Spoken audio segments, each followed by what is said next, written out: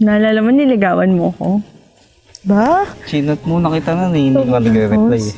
Hindi, di ba? Yung best mo ko niligawan? Tatlo. No, 3 beses ko siya binasted. Dalawa lang, may pangatlo nga siya. Ganda. 2 beses. Ah, 2. Okay, pangatlo sinagot pa kita.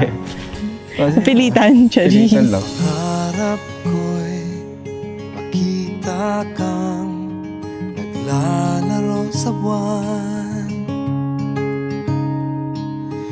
Inalay mo sa akin ang gabing walang hangganan. Hindi mahanap sa lupa ang pag-asa. Sabihin mo naman ako maganda. Nakikiusap na lang, himala.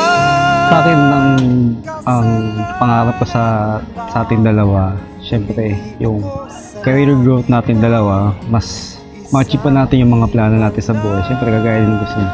Kaya sarili tayong tahanan, doon tayo bubuo ng pamilya. Kakaroon ng anak, syempre, tapos goal natin, makapag-travel pa rin. Sana, kahit may pamilya na tayo, ganun pa rin every year. May mapuntahan pa rin tayong mga destination na pangarap natin.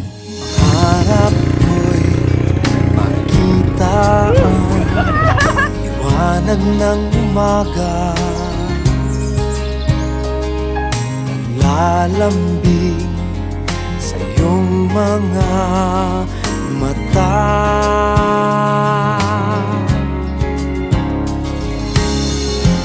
Mahagilap sa lupa ang pag-asa. Ako naman, pinaka-memorable nung nag-propose ka sa akin. Kasi syempre, nagulat ako. Hiningi mo na sa parents ko yung kamay ko and then pumayag sila. Pinaka-happiest moment ko sa atin. Humingi ako sa langit ng isang himala. Kasalanan pa, humingi ako sa langit ng isang himala. So baby, ako naman ang natutunan ko in our 11 years. So bilang panganay, alam mo naman na opinion ko lagi ang hinihingi sa amin. So natuto ako na magtanong din ng suggestion from you, kung okay ba to, ganyan, na hindi lang puro ako yung magde-decide. Sabi nga nila, it takes 2 to tango. So, kumbaga, laging tayong dalawa ang decision making na hindi yung puro ako, ikaw. So, kailangan din natin hingin yung opinion ng isa't isa. So, yun ang pinaka natutunan ko sa iyo. Araw-araw ikaw ang gusto kong kasama. Ang pogi mo naman. Ikaw magbayad dito. Sa tabi ko o aking giliw, di pa din ako makapag. New Year, punta ka sa amin. Naalala mo yun? Siyempre. First meet mo sa family ko. Oo. Nakabahan ka ba? Oo. Takot ka kay daddy? Oo, hindi alam mas daddy mo eh. Kinabahan ka? Hindi, wala naman. Bakit wala naman. Kaya nga ako nandun para nandun sila. Wow. And then until now. Dahil sa'yo ako'y matapang, dahil sa'yo ako'y lalaban.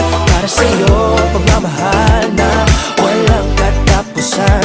Dahil sa'yo mayroong pangarap, pagmamahal ko sa'yo'y tapat. Para sa'yo pagmamahal na higit na sa sapat. Gagawin mo ang lahat para lang sa'yo sinta. Basta't nandito ka,